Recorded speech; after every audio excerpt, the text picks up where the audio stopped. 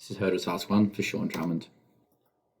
The scenario is of Rebecca, a Year 8 student who's very capable, gifted and talented, who's displayed strong leadership potential in the past. She's currently very disinterested by anything that's being taught her, and she's doing the barest little work to pass. She's frequently withdrawing, and she's displaying passive resistance to any attempts to try and re-engage her.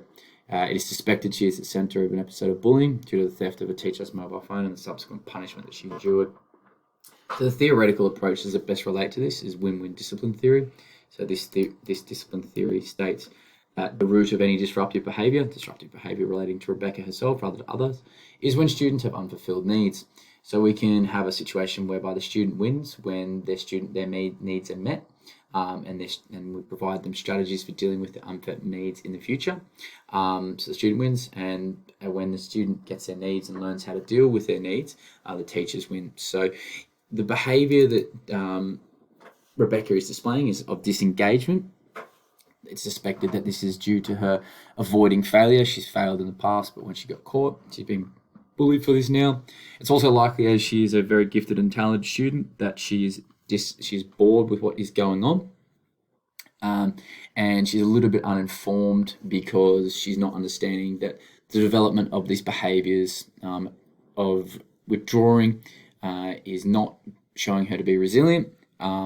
We don't need to tell her that, but we need to put in place strategies to allow her to re-engage. The social discipline theory also relates to this, as the misbehaviour is due to an inability to find acceptance. So obviously, Rebecca has been shunned by her peers, so she's feeling helpless or inadequate, and so she needs encouragement, not praise, to re-engage with the class.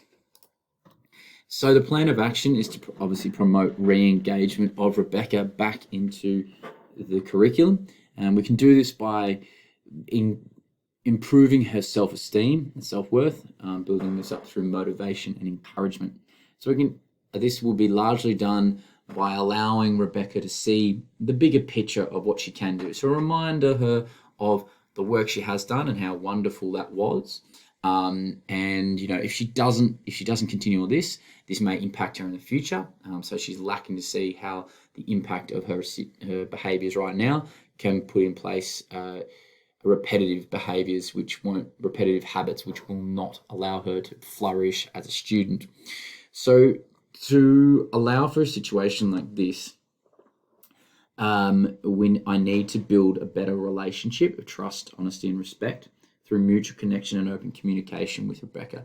The best way for myself, I feel, to create this situation is to have a one-on-one conversation to position myself better as a close confidant of Rebecca rather than just as a authoritative figure, as a teacher. Obviously, with this situation, there's some key elements that I would need to have.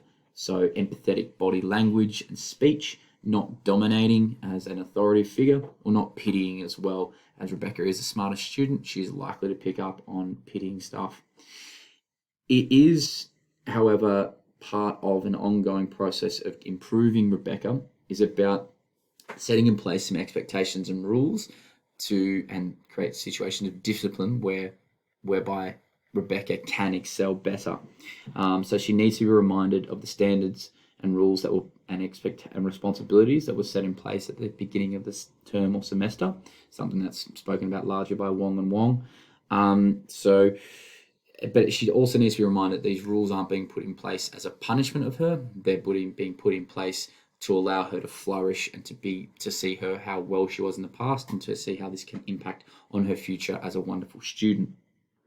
So improving the motivation, we can do this by finding tasks that are more engaging, more interesting for Rebecca. So through differentiation the tasks for her to others as well. This can be majorly done through providing an environment whereby, as I said, Rebecca sees the impact of her disengagement by seeing how well, when she is engaged, how much this can make her a beautiful student. So I need to improve that situation of mutual connection and better relationship, I need to say that I'm on your side here, Rebecca. I want to make you better. So how can I help you?